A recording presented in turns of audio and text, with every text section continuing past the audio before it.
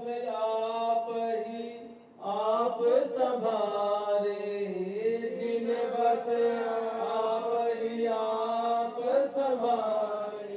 हमारे गुरु जग में जग से न्यारे, हमारे गुरु जग में जग से न्यारे। काम क्रोध मद मोह रात्रि, काम क्रोध मद मोह रात्रि में भटके जीव बिचारे, भटके जीव बिचारे। हमारे गुरु जग में है जग से न्यारे, हमारे गुरु जग में है जग से न्यारे। तिन्हीं उबारने भू पर आए, तिन्हीं उबारने भू पर आए। निर्मल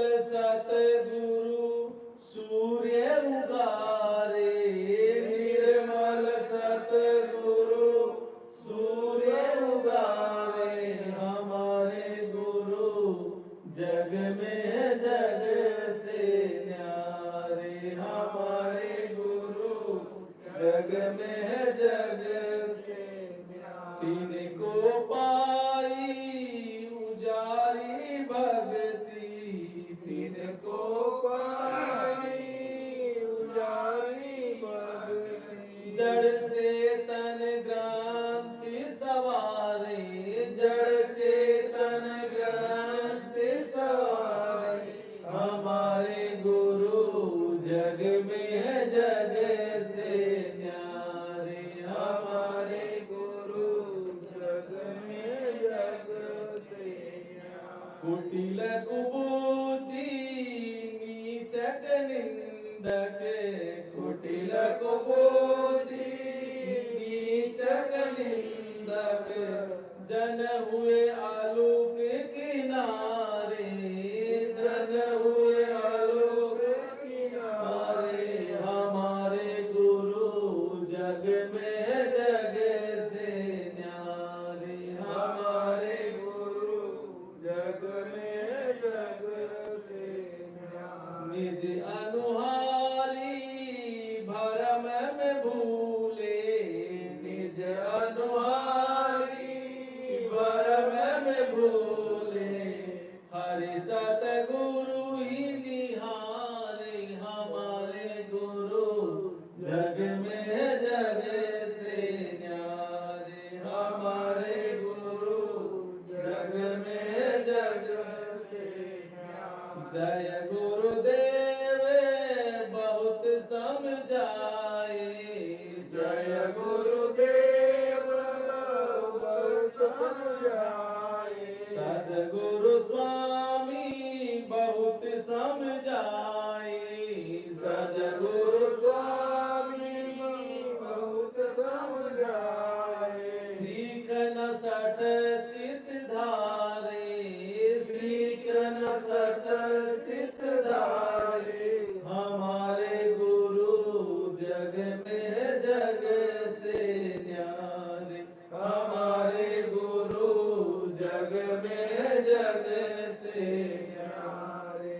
जय गुरुदेव, जय गुरुदेव, जय जय गुरुदेव, जय जय गुरुदेव।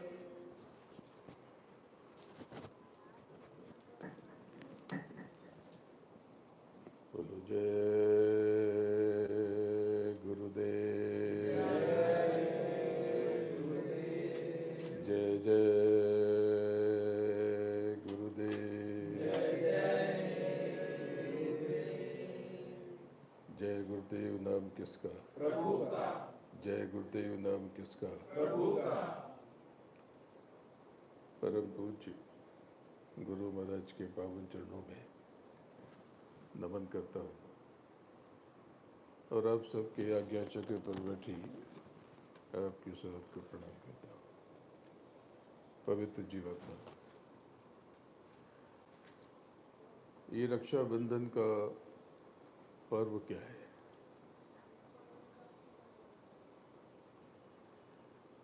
एक परंपरा शुरू हो गई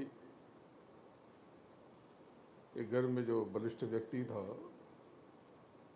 अमूमन पिताजी की उम्र तो ज़्यादा हो गई, तो भाई बचता है, तो उसके हाथों पे एक सूत्र बांध दिया और संकल्प ले लिया कि तुम मेरी रक्षा करोगे। लेकिन अब उस भाई की रक्षा कौन करेगा? ये मूल अवधारणा क्या है? रक्षा वही कर सकता है और वही करता है जो पूर्ण हो, परिपूर्ण हो, समर्थ हो। ये परंपरा बहुत अच्छी है, लेकिन इसके मूल में आध्यात्म है।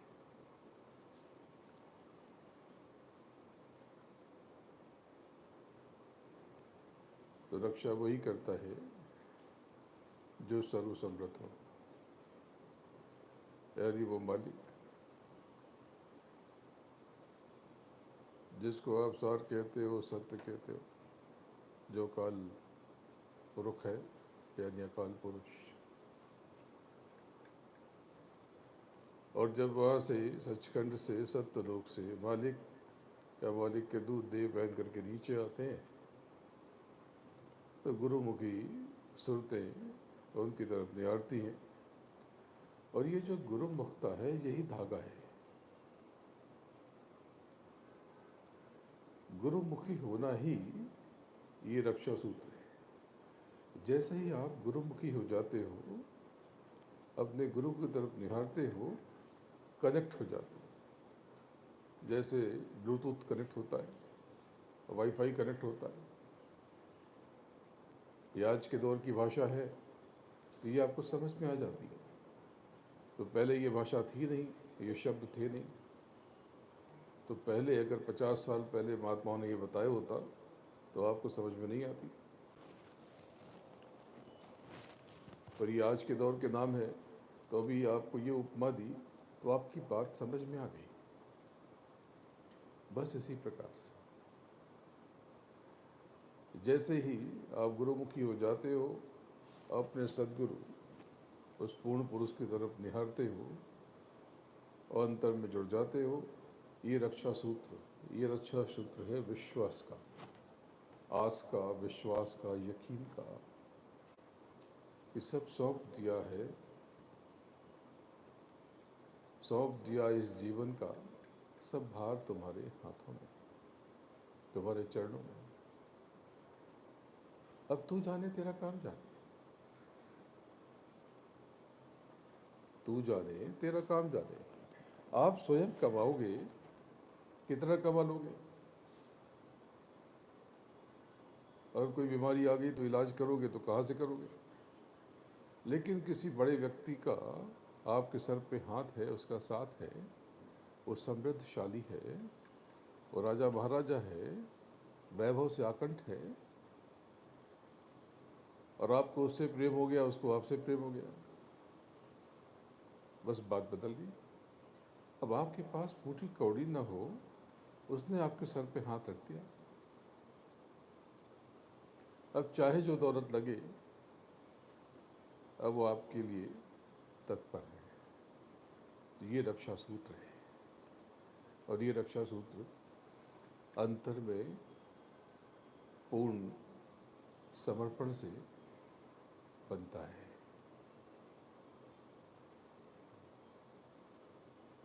जब आप उसके चरणों में लीन विलीन हो जाते हो और आप कहते हैं कि तू जिलाए तो जीऊं, जैसे रखे वैसे रखूं, बाकी मुझे कोई शिकायत नहीं, बहुत आनंद से हो मालिक। वो तो सब जानता है कि आप आनंद से कहाँ से होगे, क्योंकि इस जगत में तो आनंद है ही नहीं। इस जगत में तो केवल कष्ट है, केवल पीड़ा है, केवल दुख है, केवल अभाव है, अपमान है, क्लेश है।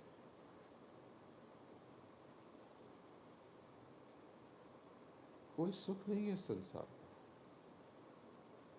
बाहर की जगत में कोई सुख नहीं है, क्योंकि ये सब कुछ उस मसालों से बना है जिसको आपके स्वामी ने बहिष्कृत कर दिया, उतार दिया, निकाल दिया, फेंक दिया। तो उन्हीं तत्वों से बना हुआ, उन्हीं मसालों से बना हुआ ये जगत आपको क्या सुख देगा? लेकिन सुख है आपके भीतर, आपके अंदर। जब आप अंतर यात्रा में पढ़ते हो, चलते हो, कदम बढ़ाते हो, तब आप सुखी हो जाते हो और शब्द की डोर पकड़ के आप लाल हो जाते हो, मालामाल हो जाते हो। ये मृत्युलोक मंडल है। इसकी तासीर है मिट जाना, इसकी तासीर है रोना, दुखी होना, पीड़ित होना, कष्ट में होना। इसका मूल स्वभाव है इस मृत्युलोक मंडल का। यह सब कुछ मिट जाता है, लेकिन आपका जो लोक है वो अमर लोक है, अमरपुरी है। वहाँ अमृत्यु है, वहाँ कुछ मिटता नहीं, वहाँ कुछ खत्म नहीं होता, नष्ट नहीं होता। इस जगत में अगले कुछ सालों, दशकों या कुछ समय के बाद आप सबको जाना पड़ेगा। ये किराए का मकान मुझे भी खाली करना है और आपको भी। यहाँ कुछ भी जमा कर लो, कितना भी विचार कर लो कि मैं अपने बच्चों के लिए तो कुछ सोचना पड़ेगा, बुढ़ापे के लिए कुछ सोचना पड़ेगा। कुछ सोचने से, आपके कुछ भी सोचने से कुछ नहीं होगा। आपके द्वारा जो भी कर्म हुए हैं, काया से, वाणी से और विचारों से, उसी से आपका और आपकी संतानों का, आपके वंशजों का आने वाला कालखंड निश्चित हो गया। ये हो चुका है। इसमें अभी भी आप जोड़ घटाव कर सकते हो, नए कर्मों से, नई सेवा से। किसी पे संदेह मत करो, न सच्चे पे करो न झूठे पे करो। झूठे पे करके करोगे क्या? वो अपने कर्मों को जाने, आप तो अपना काम करो। और सच्चे पे करोगे तो फंस जाओगे। और किसी और पे संदेह करके उंगली उठा के लाभ क्या है? उंगली स्वयं पे उठे तब तो बात बने। अगर मुझे अपनी कमियां दिखाई पड़े, आपको अपनी कमियां नजर आए, तब तो बात है। दूसरों की कमियां देख के करेंगे क्या? क्योंकि सीधा कोई रिश्ता नहीं है, कोई नाता नहीं है। उसकी कमियों को इंगित करके, उस पर कटाक्ष करके, उंगली उठा करके हम उसका भी जीवन बदल नहीं सकते। अगर उसका कोई जीवन बदलेगा तो वह खुद बदलेगा। अब वो चाहे अड़ोसी हो, पड़ोसी हो, माँ हो, बाप हो, पति हो, पत्नी हो, बच्चे हो, भाई बहन हो, इष्ट मित्र, नातेदार, रिश्तेदार हो, वो कोई भी हो, आप उसका कुछ भी बदल नहीं सकते। आप उसमें कभी निकालोगे तो वो और आपसे दूरी बना लेगा। तो जो संभावना थी कि आप एक लौ लगा लेते सत्संग के द्वारा, अच्छे वचनों के द्वारा, वो भी समाप्त। जब आप किसी की निंदा या आलोचना करते हो, शुद्ध भाव से भी करते हो, उससे लाभ नहीं होता। क्योंकि किसी की भी आलोचना भले ही सच्ची हो, उसको अच्छी लगती नहीं है, उसको बुरा ही लगता है। ये स्वभाव है इन मसालों का। कोई सत्संग में आता है, अच्छी बात है, आना चाहता है, अच्छी बात है। नहीं आना चाहता, दबाव मत दो। हाँ, कोई अच्छी बातें हुई हैं, चर्चा करो, जिससे उसके भीतर परिवर्तन आए, उसकी सोच बदले।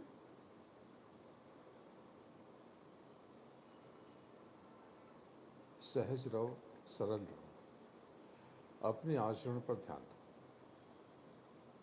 अपने भीतर चलने की तैयारी करो। क्योंकि जब तक वो ज्ञान के दीप न जलेंगे, आत्मबोध न होगा, काम होगा नहीं। तो ज्ञान का मतलब किताब पढ़ना नहीं होता।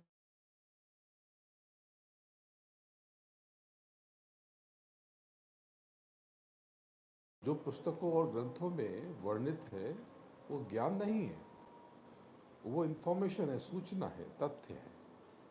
वो किसी का ज्ञान था, किसी ने अपने भीतर ज्योत जलाई और उस ज्योत का विवरण लिख दिया, तो उसका जो ज्ञान है आपके लिए सूचना है, आपके लिए इंफॉर्मेशन है। उसका ज्ञान आपके लिए सूचना है। लेकिन जब आप अपने भीतर उन सूचनाओं को, इंफॉर्मेशंस को, तथ्यों को इकट्ठा करते हो और अंतर यात्रा करते हो, तब उन सूचनाओं में से एक नई रोशनी प्रस्फुटित होती है। सत्संग के लाभ बहुत हैं, लेकिन प्रत्यक्ष नहीं है, परोक्ष है। प्रत्यक्ष लाभ तो दूसरे हैं। एक बार पार्वती जी ने शिव जी से पूछा कि प्रभु सत्संग का क्या महत्व है। पूछा उन्होंने कि देखना चाहती हो कि सुनना चाहती हो। उन्होंने कहा देखना चाहती हूँ। तो चलो, शुभ शरीर धारण किया और एक जगह पे जाकर के स्थिर हो गए। देखा एक संगत आई, एक समूह आया, उस संगत ने भूमि साफ की। दूसरा समूह आया, उसने मंच बनाया, पंडाल बनाए। फिर और तीसरा समूह आया, वो आके बैठ गया। और फिर वहाँ पर एक महापुरुष आए और उन्होंने आत्मबोध कराया, सत्संग किया, नाम का दान दिया और वो चले गए।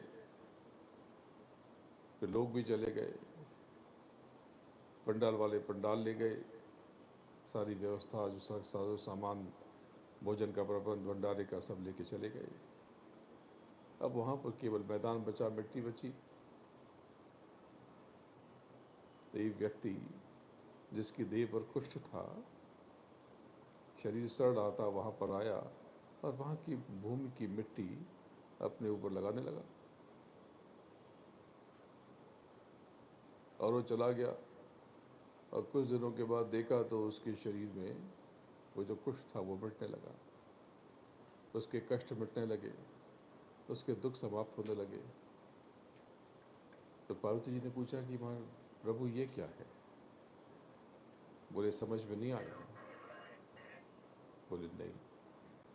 तो उन्होंने कहा ये सत्संग जिस भूमि पर होता है वहाँ की मिट्टी में इतनी तरंगें, इतना असर, इतना प्रभाव उत्पन्न हो जाता है, प्रकट हो जाता है, पैदा हो जाता है कि वो भौतिक चीज़ों के भी, भौतिक कष्टों के भी निवारण कर बैठते हैं। भौतिक पीड़ा और दुख का भी उससे अंत होने लगता है। अंतर का बोध तो अलग बात है, लेकिन सत्संग में बैठने से भौतिक कष्टों में भी कमी हो जाती है। सत्संग कुछ समझ नहीं आया तो भी कोई बात नहीं। सत्संग, ऊपर का सत्संग सबको समझ में नहीं आता। बहुत से लोगों को नींद आती है। यहाँ पे बैठे कई लोगों ने जमाई ली, तो कोई बुरी बात नहीं है, कोई बुरी बात नहीं है। यहाँ पर हर स्तर की दवा सत्संग में प्रत्यक्ष और परोक्ष दोनों तरह से ये बढ़ती है। वो जो प्रार्थना करते हो कि दरबार में सच्चे सदगुरु के दुख दर्द मिटाए जाते हैं, वहाँ की तासीर, वहाँ की हवा, जहाँ पर सत्संग होता है वहाँ पर बैठ जाने मात्र से ही बड़े बड़े असाध्य कष्ट हल्के पड़ने लगते हैं। वो मिटे न मिटे, कष्ट तो भोगना पड़ेगा, लेकिन कवच बन जाता है। क्यों? कि दया मिलती है। दया का अर्थ समझते हो? दया कष्ट मिटाती नहीं है, दया आपकी हैसियत और ताकत बढ़ा देती है। जैसे ही आपकी हैसियत बढ़ गई, ताकत बढ़ गई, ये जो कष्ट है ये निर्मूल हो गए। जैसे मैंने बहुत बार उदाहरण देके बताया है कि कष्ट क्या है। किसी ने 50 लाख का कष्ट लिया, 50 लाख का लोन लिया, ब्याज पे कर्जा लिया, मान लो हर महीने उसके 1.5 लाख चुकाने हैं और उसकी कमाई 50,000 या 1 लाख या 1.25 लाख है, तो अब ये क्या है? ये कष्ट है। 1.5 लाख महीना, यहाँ पर तो संसार में ऐसे लोग हैं जो 1.5 लाख एक घंटे में खर्च कर देते हैं। तो उनके ऊपर अगर 1.5 लाख का कर्जा होता तो क्या कष्ट था? ज़रा भी नहीं। क्यों? क्योंकि उनकी हैसियत बहुत ज़्यादा है। इसको पीड़ा क्यों हो रही? क्योंकि इसकी हैसियत कम है। तब वो शोर मचाए, बैंक से कहे कि इसका भुगतान कर दो, चुका दो, तो ये संभव नहीं। लेकिन अगर कोई दौलत दे दे, लाखों करोड़ों आ जाएं, तब ये 1.5 लाख, 2 लाख, 10 लाख, 20 लाख, 50 लाख, इसकी कोई हैसियत ही नहीं। कितना भी कर्जा पता भी नहीं चलेगा। अगर उसकी कमाई 15-20 लाख महीने की हो जाए तो ये 1.5 लाख का कर्जा, लाख का कर्जा, ये छूमंतर हो जाए। जब तक आपके भीतर कमजोरी है, इस बात को समझ लो। लेकिन जैसे ही आप अपने पूर्ण पुरुष को, उस महाशक्ति को, सदगुरु को आप अंगीकार कर लेते हो, स्वीकार कर लेते हो, उसकी ताकत भी आपकी ताकत बन जाती है।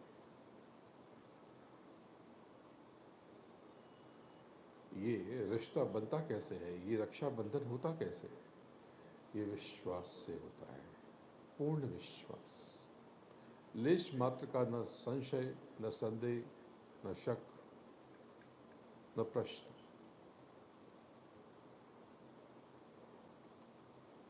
अगर भाई पर संदेह हो जाए कि पता नहीं रक्षा करेगा कि ये और फंसा देगा, तो वो बंधन टूट गया,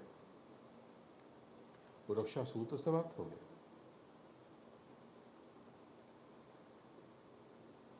हमारे समाज की रचना ही ऐसी हुई कि माँ बाप के बाद भाई पर विश्वास होता है, लेकिन कई बार भाई भी छल कर बैठते।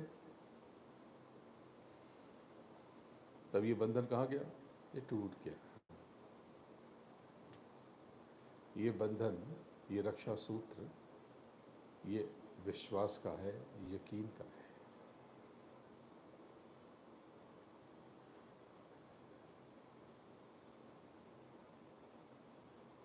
तो एक बात आज के इस पर्व पर बात गांठ बांध लो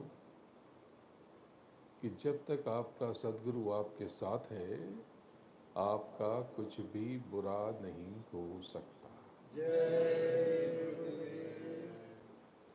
आपका बाल भी बांका नहीं हो सकता। आप यहाँ बैठे हो, इतने लोग, मैं तो गुरु हूँ नहीं, मैं तो गुरु की, सदगुरु के चरणों की रज हूँ। आप स्वयं में परिवर्तन महसूस तो करो। आपके जीवन स्तर में कितना बदलाव हुआ, ये महसूस तो करो। बदले में आपने क्या दिया? प्रेम देते हो, कभी कभी कंजूसी कर जाते हो।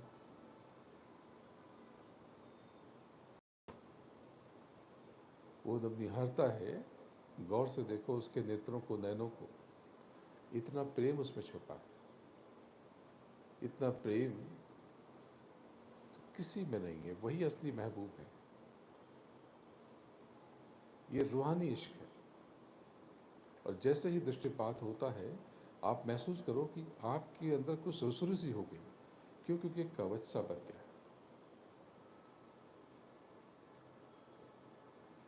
मैं तो कुछ हूँ नहीं, लेकिन देखो सब कुछ पारदर्शी है। मेरे कमरे में हर कोई आ सकता है, आता भी है। हर कोई सब देख रहा है, सबको सब पता है। यहाँ पर न मेरा कोई प्रचार है, न प्रसार है, न प्रचार प्रसार के लिए कोई बजट है। कितनी सादगी और सच्चाई से हम लोग काम कर रहे हैं। आप कहीं इकट्ठा हो गए तो मैंने आपको के लोगों ने कर दिया।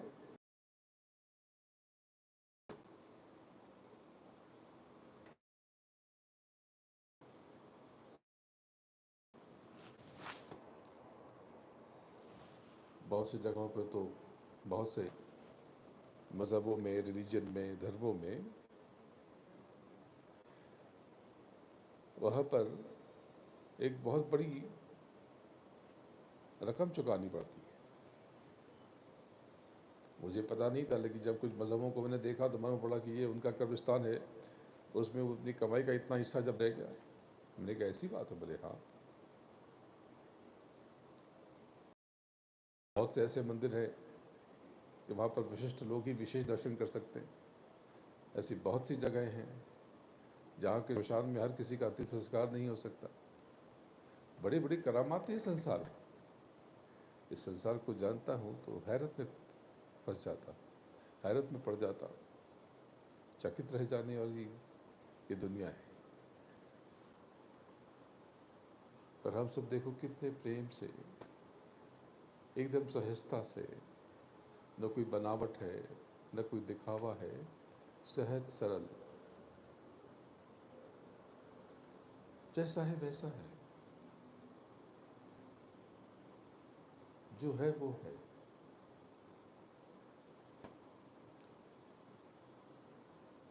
बोलो जय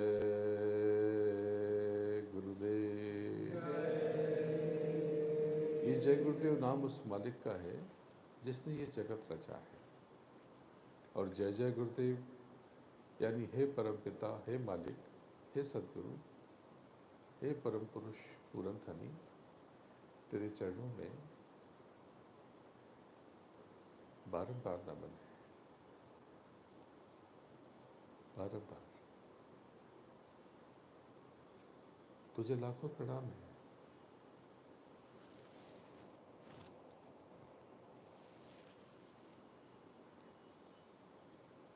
बहुत सी बातें आपको बताई। गुरु महाराज ने जीवन भर सत्संग सुनाया तो सत्संग में राजापुर का जिक्र जरूर आया। एक छोटा सा गांव राजापुर, ये सब उनकी पिछली देह की कथा थी। पर जब देखो तब उन्होंने राजापुर की बात बताई। और उसके पहले थोड़ी बात बताई तो हाथरस वाले महाराज जी की बात बताई। हाथरस वाले महाराज जी, इनका वर्णन किसी ने नहीं किया, सिर्फ मैंने ही आपको इस देह में बताया। गुरु महाराज अनामी हैं, इसका बोध किसने कराया? गुरु महाराज ने तो कभी नहीं कहा कि मैं अनामी पुरुष हूँ। मैंने आप सबको 2012 के बाद से डंका पीट पीट के बताया, और राजापुर से लेकर के हाथरस तक। तो ये हाथरस वाले जो महाराज जी,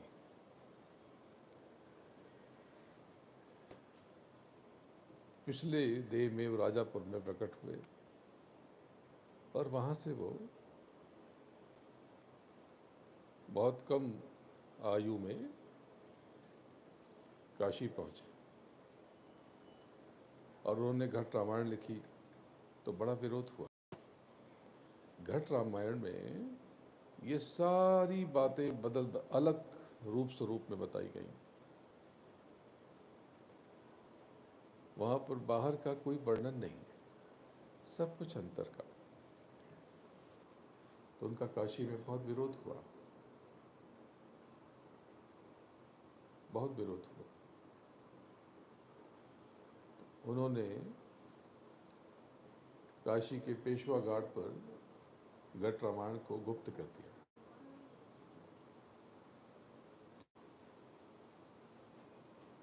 और वहाँ पर रामचरितमानस लिखी, और भी कई ग्रंथ लिखे, कवितावली लिखी, और भी बहुत सारे कई ग्रंथ उन्होंने लिखे। और रामचरितमानस और उनकी लिखी हुई बातें, हनुमान चालीसा, रामचरितमानस और सुंदरकांड, आज पूरी काशी गा गा करके, बजा बजा करके उसी में झूम रही। वो भूल गई कि उन्होंने उस महापुरुष का बड़ा अपमान किया था। तो ये तो वक्त का खेल है। और वो घट रामायण गोपनीय रह गई।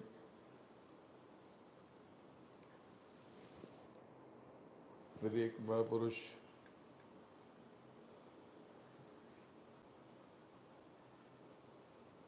एक स्वामी ने, एक परम पुरुष पूर्ण धनी ने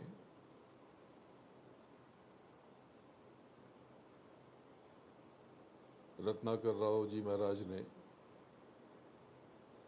और सनामी पुरुष की नई देह का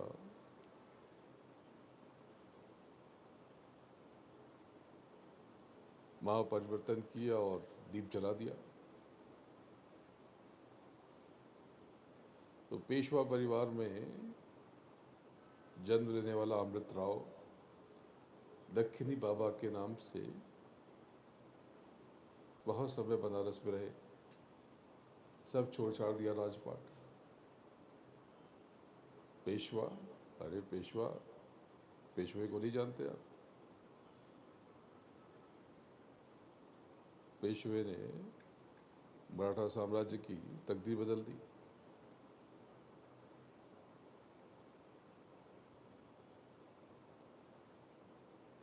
तो अमृतराव ने सब कुछ राजपाट छोड़ करके वो काशी पहुंच गए। क्यों? क्योंकि वो पेशवा घाट, पहले उसका नाम पेशवा घाट नहीं था, पहले कुछ और नाम था। बाद में वो संपत्ति पेशवाओं की हो गई।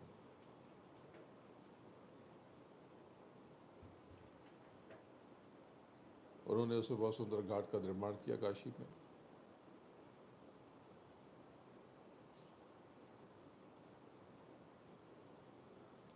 तो ये वहाँ पर रहे और अलग सी सूरत शक्ल थी, तो लोगों ने इनको समझा कि ये कोई दक्षिण भारत के महापुरुष है। उन्होंने इनको दक्षिणी बाबा कहा।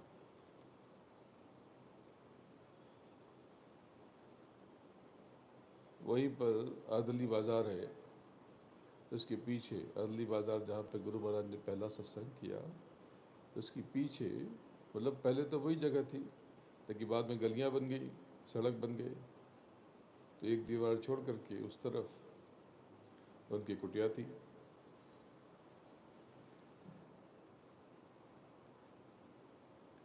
और फिर दक्किनी बाबा ने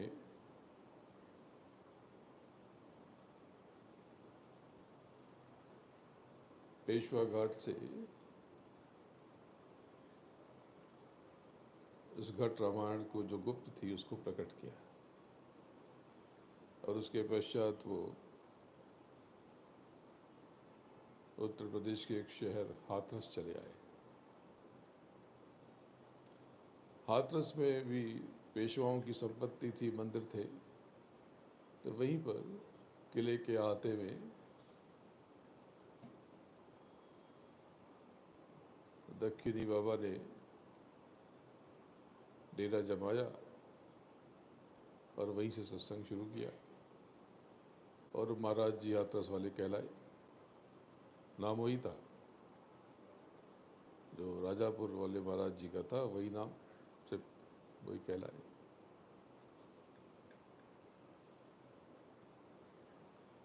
और उनके गुरु महाराज का नाम मैंने ले लिया। उनके गुरु महाराज भी महाराष्ट्र से थे।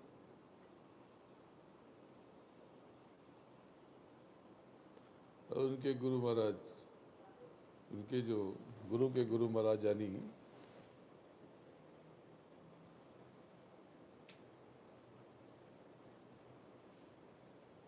हाथरस वाले महाराज जी के दादा गुरु वो पंजाब से थे। ये भेद कौन जानेगा? जो देखेगा वही तो जानेगा। तो हाथरस वाले महाराज जी ने, उनकी भी संगत बहुत सारी, काफ़ी प्रेमी उनके हो गए। और उन्होंने नाम का दान एक दंपत्ति को दिया जो पंजाब लाहौर से थे, खत्री परिवार, खत्री पंजाबी, और बड़ा समृद्ध परिवार था। उस परिवार की समृद्धि हमेशा से रही।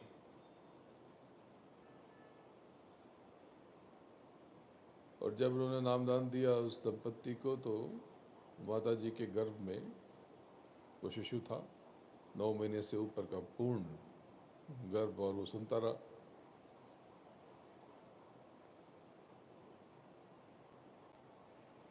तो माता जी को गुरु महाराज ने कहा कि तुम्हारे यहाँ तो साक्षात दयाल आ रहा है।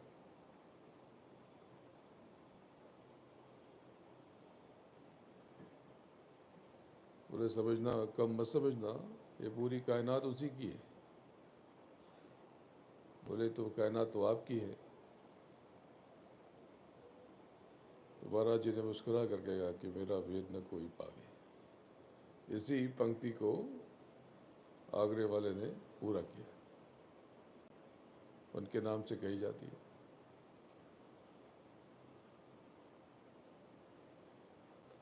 तो उन्होंने बताया माता जी को कि ये तो हमेशा से महाराज रहा, ये दयाल, ये राजाओं की तरह जीवन बिताएगा, राजा ने कितनों को राजा बनाएगा और अपने धाम पहुंचाएगा। तो मालिक कि पिछले जन्म में, बोले पिछले जन्म में तो दक्षिण भारत का बहुत बड़ा राजा, इसने अपनी पूरी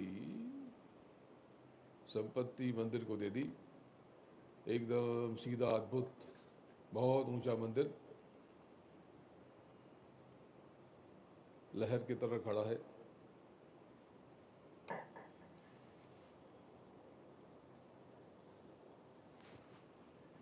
इस आकार में। और दक्षिण भारत का लगभग सबसे भव्य मंदिर, उसमें संपत्ति कितनी है किसी को पता नहीं। कोई कहता है कि 5 तहखाना, कोई कहता है 6 तहखाना, कोई कहता है।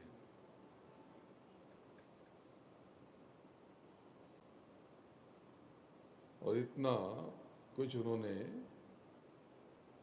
आगरे वाले ने उस डे में सब कुछ मंदिर को दे दिया कि अगर वो खजाना निकाल दिया जाए तो उस राज्य की सड़कें सोने से बन जाए।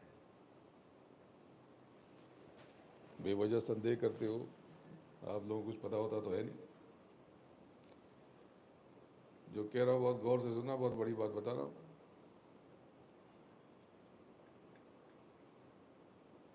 आगरे वाले महाराज जी ने बाद में बताया खास खास लोगों को, ये किसी को पता नहीं। आज मैं भेद खोल देता हूँ। ये मत समझना कि उसमें 4, 5, 6 तहखाने, वहाँ पर कुल 23 तहखाने, और उसकी रक्षा ऐसी ऐसी शक्तियाँ कर रही कि हैरान रह जाओगे। जब वो खोल दूँ भेद तो लोग कहाँ उठेंगे।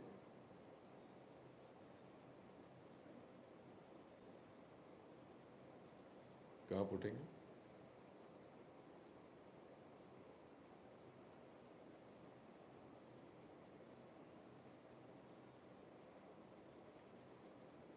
तो उनके जो करीब लोगों को तो पता नहीं है,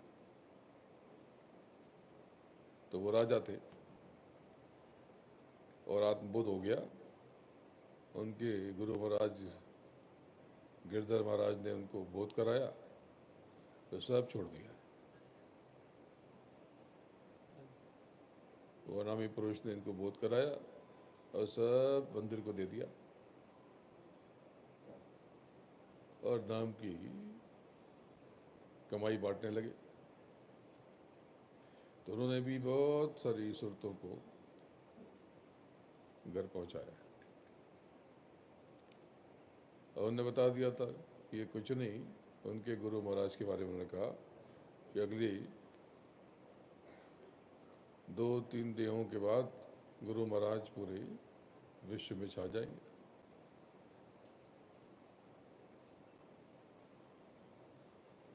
ये किसने बताया? ये दक्षिण भारत में जो राजा थे, जिन्होंने सब कुछ मंदिर को सौंप दिया।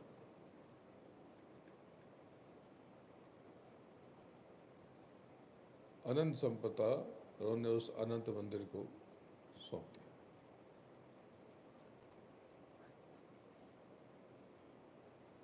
और फिर ये वेद बताया उनकी माताजी को गुरु महाराज ने। तो जब जन्म हुआ आगरे में, तो पिताजी चाहते थे कि इनके नाम शिव के नाम पे रखा जाए या शिव ही रखा जाए। पर माताजी ने कहा नहीं, गुरु महाराज ने कहा है कि दयाल आ रहे हैं तो इनका नाम दयाल हो।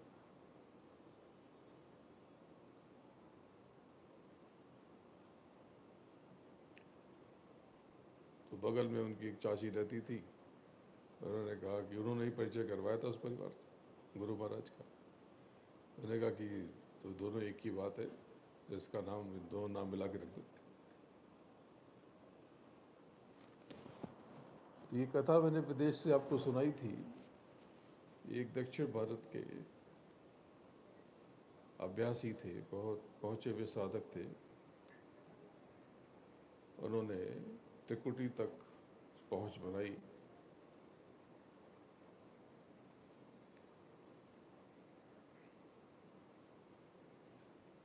लेकिन उनको ये पता चल गया कि ये त्रिकुटी यानी ये ब्रह्म सब कुछ नहीं है।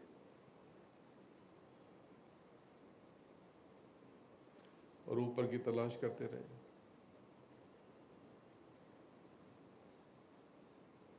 तो किसी ने बताया कि तुम हाथरस जाओ और वहाँ पे अनामी पुरुष हैं, तो उनका दर्शन करो। तो वो वहाँ से चल के इनके पास आए। तो हाथरस वाले महाराज जी ने कहा कि तुम थोड़ा देर से आए, मेरी ये देह अब छूट जाएगी कुछ समय में, तो ऐसा करो कि तुम आगरे चले जाओ, अब तुम्हें वहीं से मार्ग मिलेगा। तो जब वो आगरे आए तो आगरे के महाराज जी, उनकी आयु बहुत कम थी, महज 12 बरस। पता लगाया तो पता चला कि वो बच्चे वहाँ खेल रहे हैं जमुना के किनारे, वहीं चले जाओ। तो पहले के लोग बड़े सच्चे होते थे, ज़्यादा सवाल जवाब नहीं, हम बहुत प्रेम आदर, सबका आदर करते थे, सबके लिए प्रेम रखते थे, सबके दर्द से दुखी होते थे, सबके सुख से खुश होते थे। तो ये पहुँचे वहाँ पर तो देखे कुछ बच्चे खेल रहे हैं, पता किया तो बोले ये है। तो जाके चरण पकड़ लिए तो सहज रहे, बोले आ गए। बोले बताओ कैसे आना हुआ। 12 साल के बच्चे ने कहा। तो उन्होंने कहा आप सब जानते हैं, आप तो अंतर्यामी हैं प्रभु। बोले ठीक है, अभी तो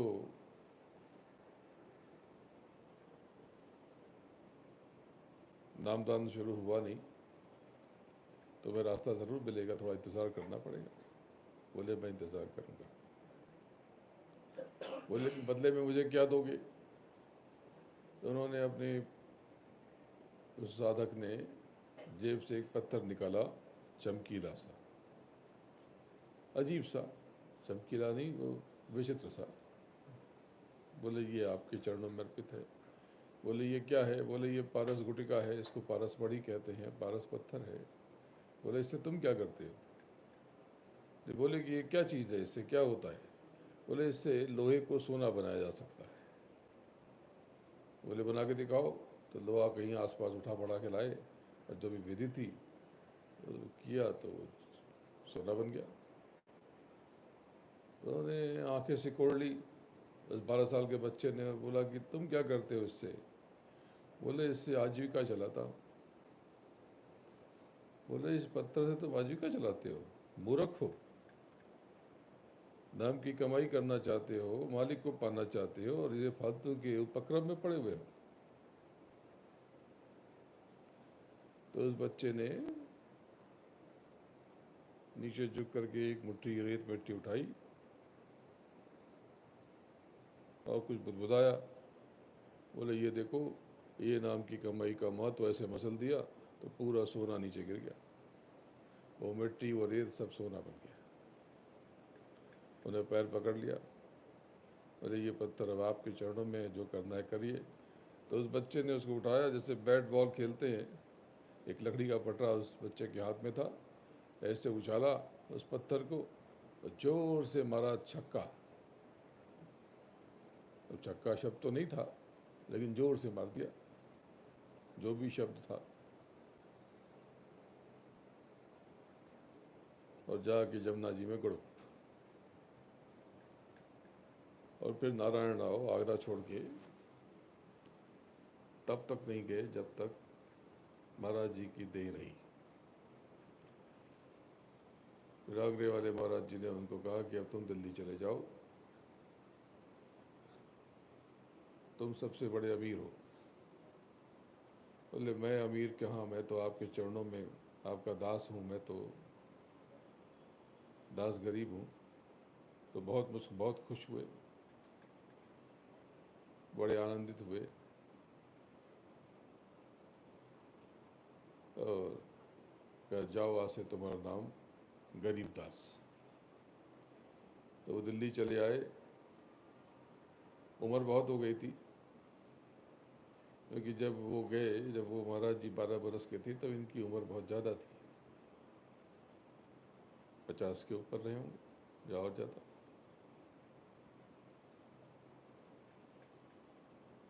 बहुत वृद्ध हो चुके थे तब तक ये।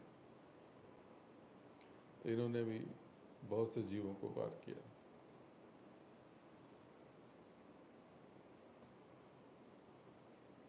करोगे याद तो बहुत सी बातें याद आ जाएंगी। तो देखो प्रेमियों, ये मृत्यु रोग मंडल आप सबको ये देह खाली करनी है। जब ये देह मिटेगी तब आप हैरान हो जाओगे और दुखी हो जाओगे कि इस अनमोल देह को आपने कैसी फालतू की चीज़ों में बर्बाद किया। छूटने वाली चीज़ सब इकट्ठा की, छूटने वाली चीज़ें आपने केवल जीवन पर इकट्ठा की और उसी की लालसा पाले रहे, और मिटने वाले, छूटने वाले, टूटने वाले रिश्तों के चक्कर में पड़े रहे। किसी को पति माना, किसी को पत्नी माना, किसी को कुछ माना, उसी से झगड़ा किया, लड़ाई की, प्रेम किया, पर उससे प्रेम नहीं किया जो आपका मूल था, जो आपका साथ है। ये भौतिक बाहरी चीज़ों से, बाहरी रिश्तों से, बाहरी वस्तुओं से मोह करके, प्रेम करके आपको कुछ भी हासिल नहीं होगा। ये सब व्यर्थ की चीज़ें हैं, बेकार की चीज़ें।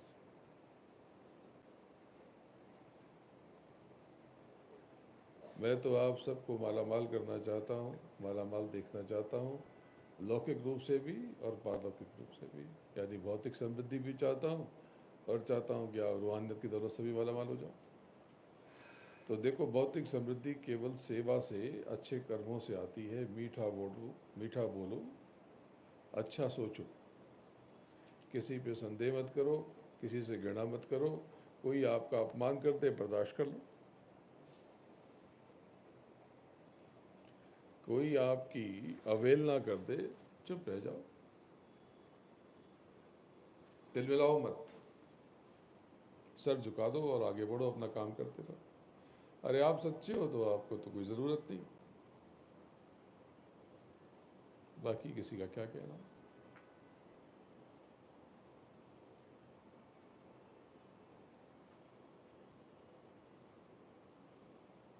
बाकी किसी का क्या कहना, क्या सुनना। तो बात को समझो, ये मानव तन बड़ा विलक्षण है। जीते जी से अपना काम कर लो, सहज रहो, सरल रहो, घर परिवार समाज की खूब सेवा करो, जो अच्छा लगे वो खाओ, बनाओ, पकाओ, लेकिन शुद्ध शाकाहारी रहो। किसी को मार के खा करके क्या मिलेगा? आप सब तो शाकाहारी हो, लेकिन ये बाहर संदेश जो लोग दूर से देख रहे हैं, भाई जब बनो तो किसी के आँख का, किसी के दिल का चैन बनो, किसी की आँख का आंसू मत बनो, किसी के होठों की हंसी मत बनो, पीड़ा मत बनो। कर सको तो कुछ अच्छा करो, बुरा करना तो छोड़ दो, सोचो भी मत। किसी ने आपका चुरा लिया, आपको लूट लिया, हट जाओ। कोई आपको ना लूट सकता है ना आपको पीड़ा दे सकता है। उसने जो कुछ किया अपना किया, जो कुछ भी बुरा किया वो अपना किया। तो बड़ा अच्छा हो गया आज आप इकट्ठा हो गए, आपको देख करके बड़ा आनंद हो गया। तो आप सबके ऊपर तो रक्षा कवच है, सुरक्षा कवच है, ये रक्षा सूत्र आप सबके हाथों में। उस सदगुरु की, प्रभु की दया का रक्षा सूत्र आपके साथ है। आप सब रक्षित हो, सुरक्षित हो। आप बस गुरु महाराज की, सदगुरु की उंगली थामे रहो, आपका बाल भी बांका नहीं होगा, ये वचन है। बोलो जय गुरुदेव, जय जय गुरुदेव।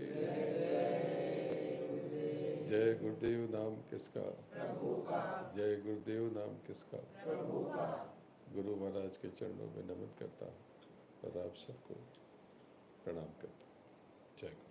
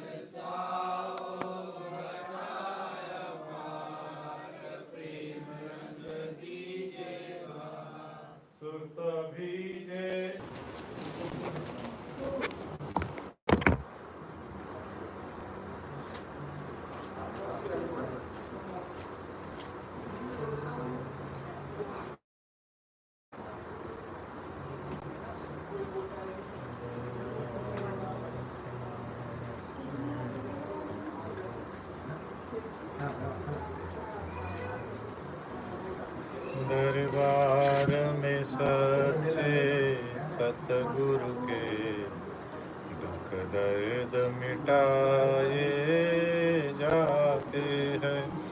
दुनिया के सताए लोग यहाँ सीने से लगाए जाते हैं।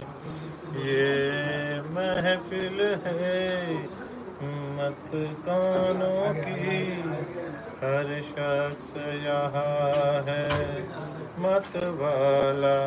ये महफिल है मस्तानों की, हर शख्स यहाँ है मत वाला। भर भर के इनाम जगत के, यहाँ सबको पिलाए जाते हैं। दरबार में सच्चे सतगुरु के, दुख दर्द मिटाए जाते हैं। ये जग वालों क्यों डरते हो, इस दर पर शीश झुकाने से। ये जग वालों क्यों डरते हो, इस दर पर शीश झुकाने से। ए नादानों यह वह दर है, ए नादानों यह वह दर है, जहाँ जहाँ सर भेंट चढ़ाए जाते हैं। इल्जाम लगाने वालों ने इल्जाम लगाए लाख, मगर तेरी सौगात समझ करके हम सिर पे उठाए जाते हैं। दरबार में सच्चे सतगुरु के, दुख दर्द मिटाए जाते हैं। जिन प्यारों पर जग वालों, जिन प्यारों पर जग वालों, हो खास इनायत सतगुरु की। उनको ही संदेश आते हैं, उनको ही संदेश आते हैं, और वो ही बुलाए जाते हैं। दरबार में सच्चे सतगुरु के, दुख दर्द मिटाए जाते हैं।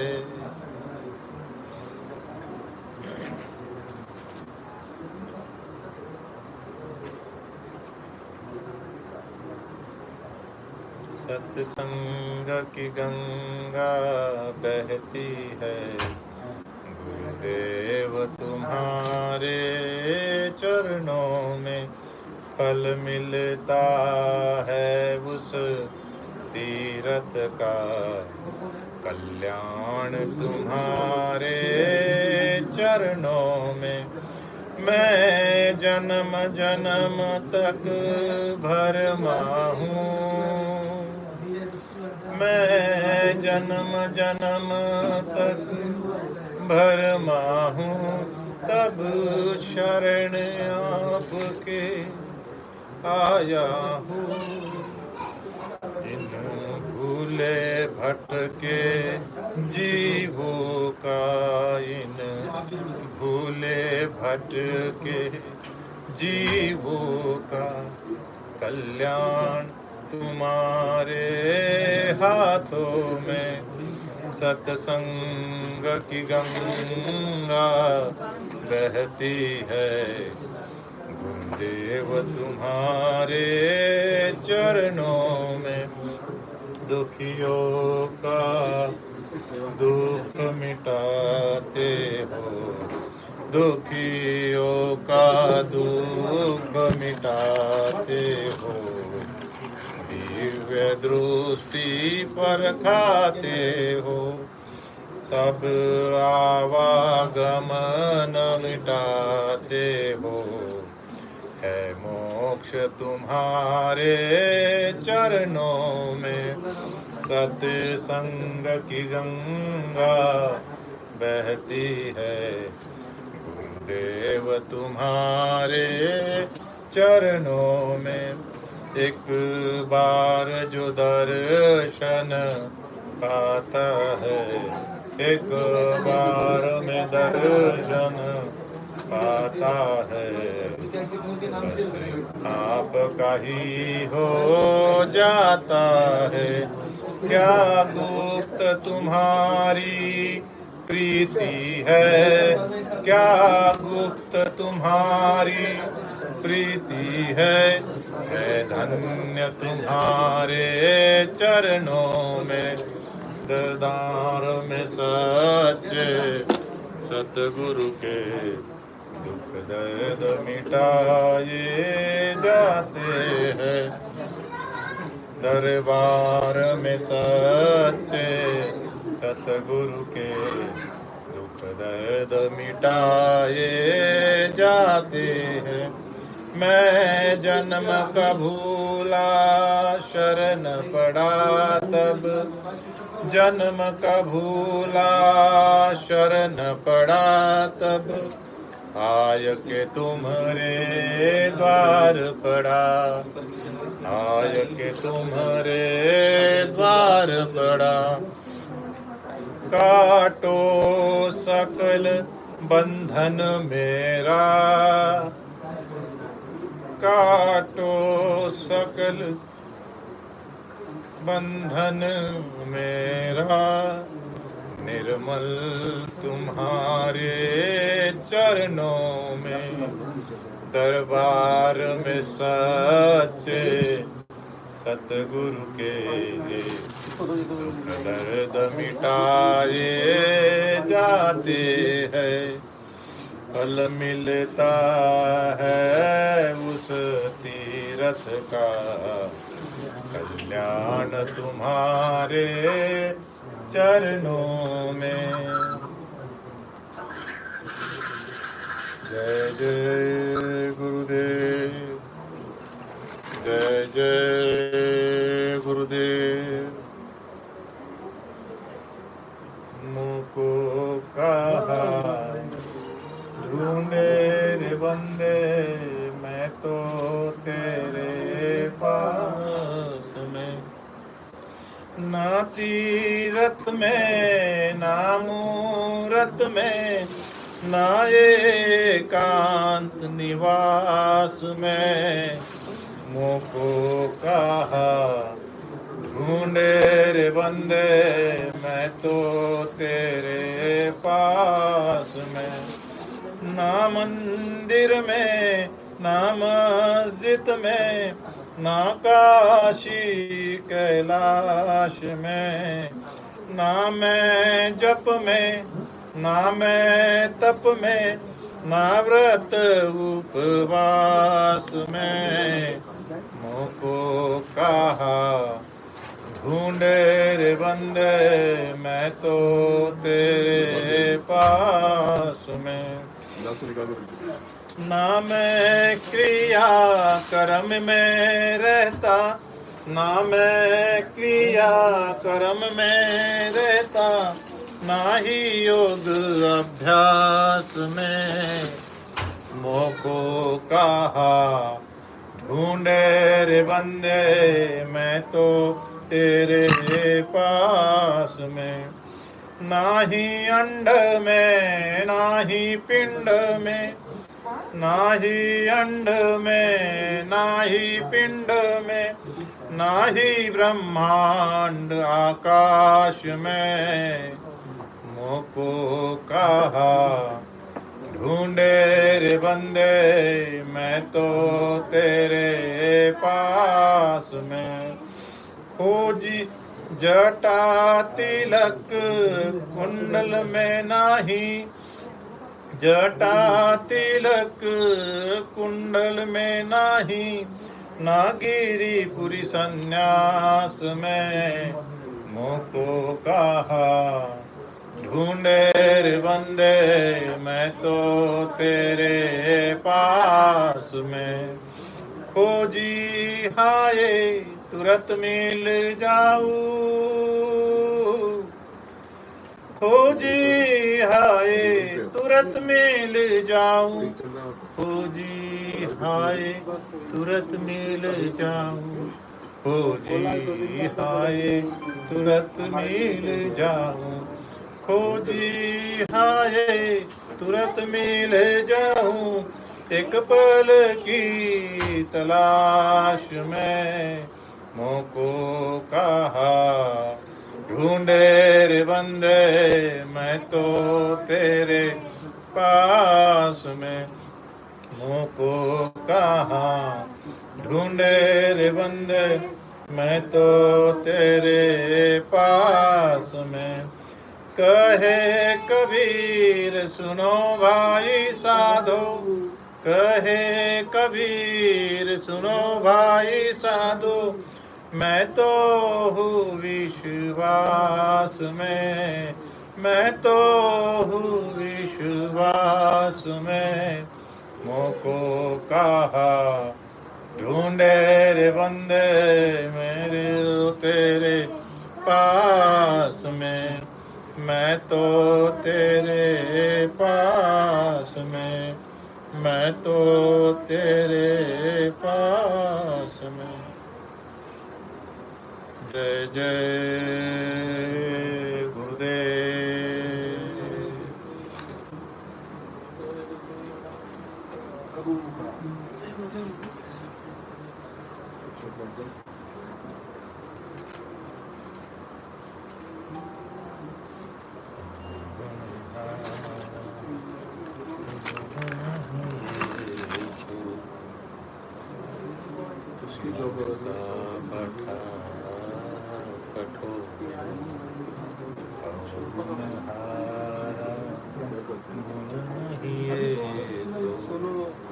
मन का बड़ा कठोर ऐसे समरथ सतगुरु ताही लगा बैठो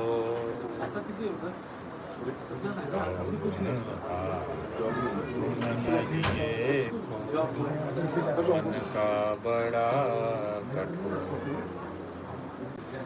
तुम समरथ मेरे साईया दृढ़ कर पकड़ो बात ऐसे समर्थ साईया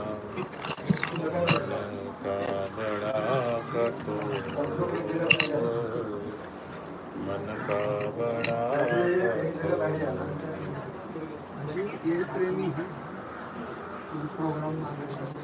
अच्छा वहाँ पर गुप्ता जी ने बताया था वही कब कब बोल रहे 14 सितंबर इससे संडे आगे पीछे हाँ संडे ही चाहिए ठीक है देख लेंगे कर लेंगे कितने लोग जमा हो जाएंगे 30,000 से हो जाएगा ठीक है कर लेंगे तारीख तय कर देते हैं बता देंगे हमारे घर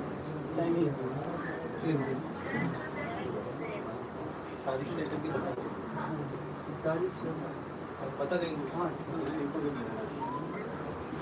आ जाओ चलो अच्छा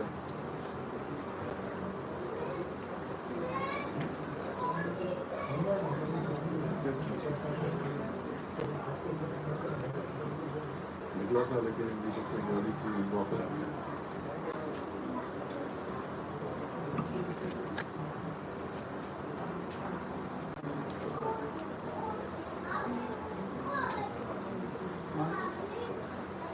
ये भी हो रही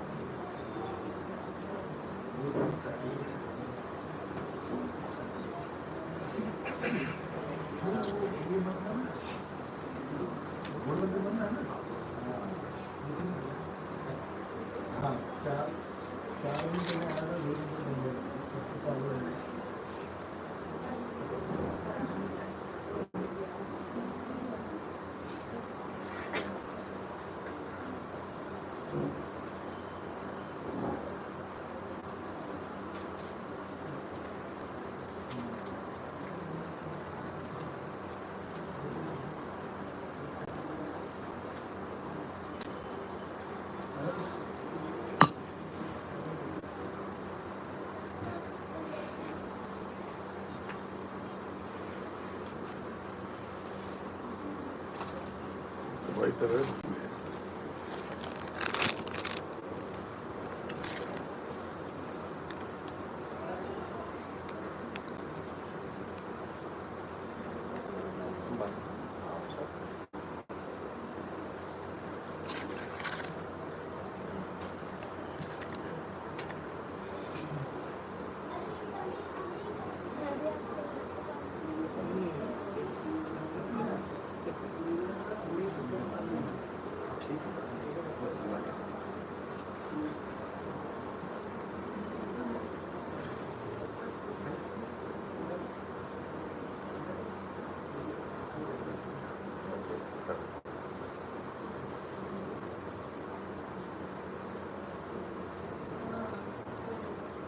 हमारे टीचर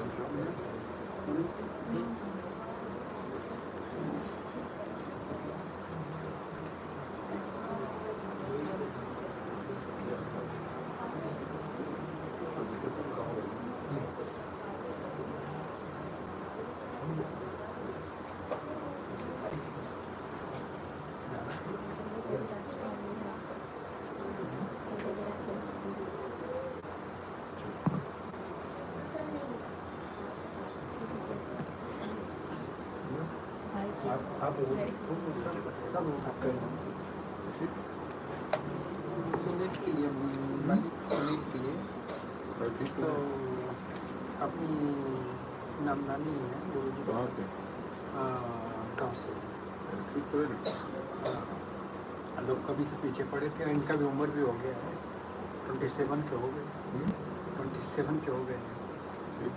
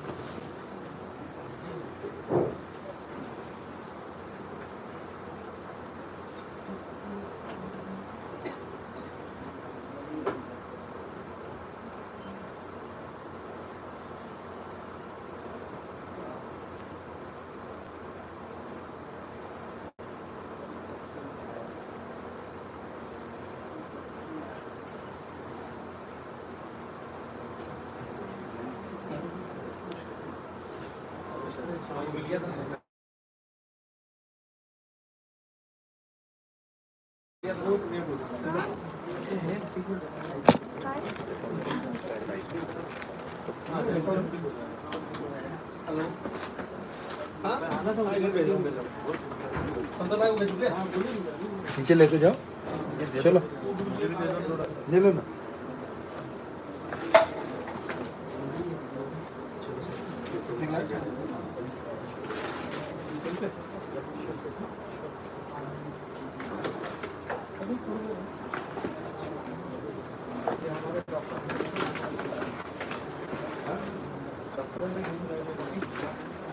अरे हाँ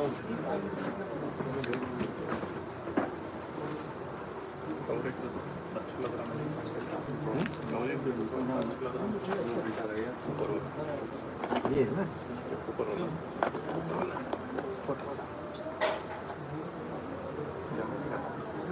खाओ ना यार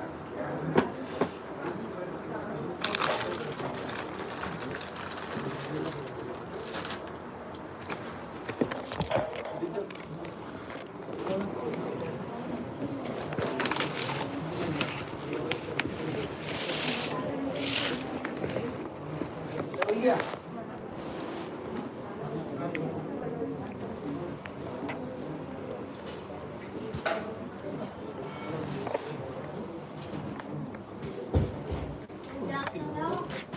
कौन है? किसी को जाने मत बोलेगा।